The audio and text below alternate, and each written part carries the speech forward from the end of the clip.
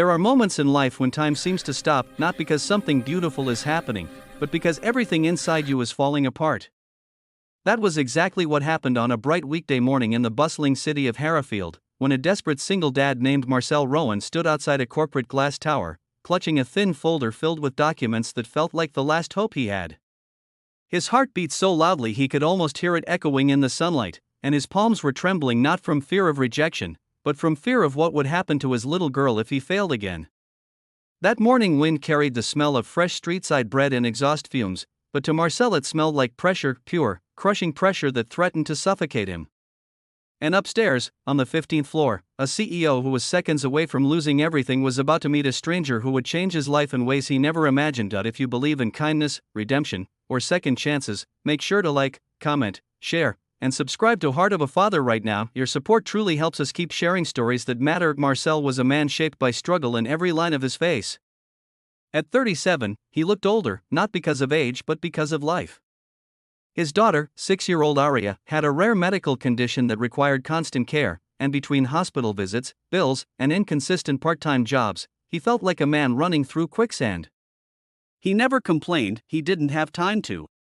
Every morning he would leave her in the care of Mrs. Harver, an elderly neighbor who refused to accept rent for babysitting, and he would race through the sunlit streets with the determination of someone who knew the world wasn't designed for people like him. He didn't want luxury, he only wanted stability, a steady income, a chance to breathe. But job after job refused him, and yesterday he received a notice from the hospital that if he didn't settle part of Aria's pending bill soon, her next treatment would be delayed. He had spent the night sitting on the floor beside her small mattress, watching her sleep, his hand gently resting on her back to feel the steady rise and fall of her breath. He couldn't let anything happen to her. He simply couldn't. The Rowan building, tall, cold, and shimmering, felt like a fortress when he walked in. Inside, everything gleamed, from the marble floors to the chrome railings reflecting the daylight. People in sharp suits moved like precise clockwork, and every step echoed with purpose. Marcel felt out of place in his worn boots and faded jacket, but he didn't turn back. The company, Valion Enterprises, had listed an emergency temporary position for labor support. No interview, no requirements, just immediate availability. It felt like a sign. A fragile one, but a sign nonetheless. He rode the elevator to the 15th floor, standing stiffly among others who probably earned more in a week than he did in months.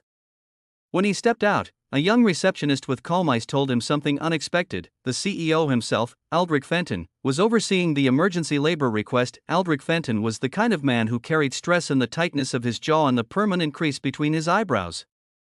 At 42, he was known as one of the city's youngest and most ruthless CEOs, someone who made decisions in minutes and expected results in seconds.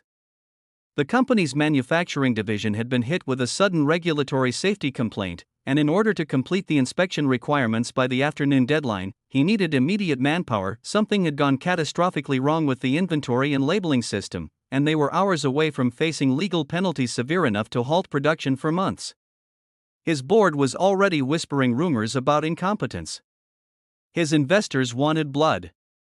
And because of all that, he didn't have the patience for sympathy, pleasantries, or excuses. When Marcel walked into his office, a spacious, sunlit room with floor-to-ceiling windows showcasing the bright cityscape, Aldrich didn't even glance at him at first.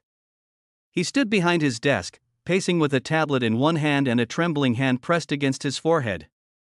He muttered under his breath, not words of anger, but words of exhaustion. For a moment, Marcel simply stood there, unsure whether to speak or wait.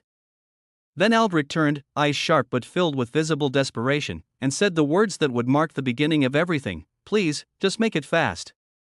He didn't explain. He didn't ask for experience.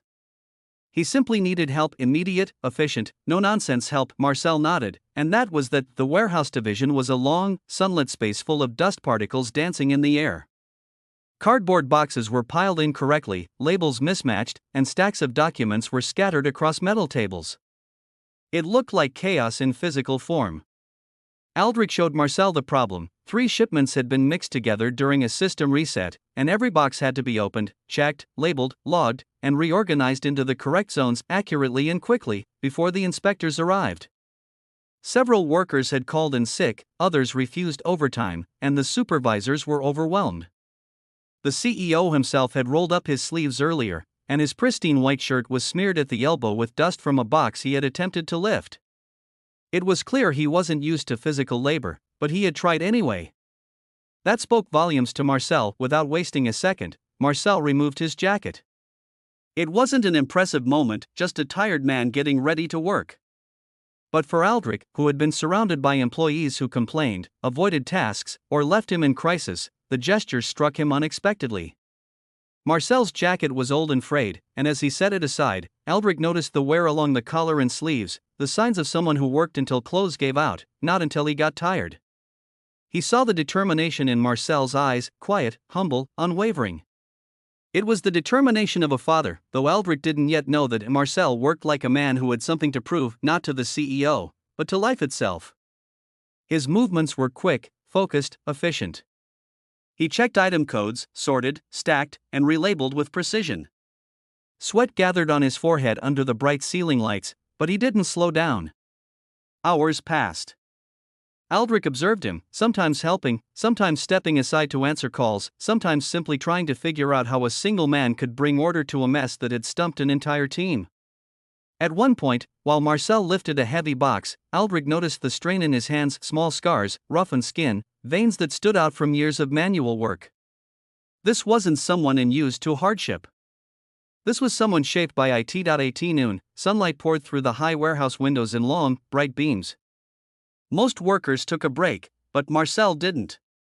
He quietly ate a small sandwich he had brought from home, just bread and an egg, standing beside the sorting table, reading documents while he chewed. Aldrich watched from a distance, feeling an unfamiliar heaviness in his chest. He didn't know why, but something about this man's quiet persistence felt deeply human in a way he rarely experienced in the corporate world. He approached him finally and asked why he wasn't taking the full break. Marcel simply said he couldn't afford to waste time.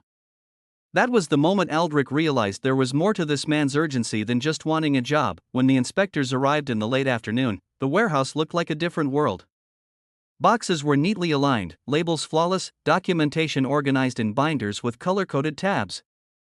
Everything gleamed in the bright daylight, not because it was brand new, but because it was orderly, efficient, professional. The inspectors walked through with raised eyebrows, impressed beyond expectation. Not a single violation or delay was noted. The entire process finished smoothly, and Aldrich felt the weight he had been carrying for weeks lift from his shoulders in a single exhale. After they left, he turned to Marcel, who looked utterly exhausted but still stood tall. For the first time all day, Aldrich's tone softened. He asked if Marcel needed anything, and Marcel shook his head with a polite smile. But Aldrich wasn't satisfied. Something inside him refused to let the man walk away without understanding his story. He invited him back to his office, offering him a seat and a glass of water. The sunlight streaming through the windows lit up the tired features of Marcel's face, and for a moment, the CEO simply studied the man who had just saved his company from a disaster. When he asked why Marcel worked the way he did, the dam finally cracked. Marcel spoke in a steady voice, but Aldrich could hear the tremor hiding underneath. He told him about Aria, about the hospital bills, about the eviction notices, about the endless cycle of trying and failing to find a steady job because of schedule demands, lack of formal education, and employers who didn't care about single fathers with irregular availability. He spoke without bitterness, without self-pity, just quiet honesty. Aldrich felt something twist inside him, a sense of guilt, admiration, and awakening all at once. When he finally finished, Marcel apologized for oversharing, stood up, and reached for his jacket. That jacket again, thin, worn, symbolic. And Aldrich couldn't let him walk out in it without doing something. What happened next wasn't dramatic. It wasn't a grand gesture. It was simple, real, and quietly life-changing. Aldrich offered him a permanent full-time position, immediate salary, full benefits, and a flexible schedule whenever Aria needed medical care. It wasn't charity. It wasn't pity.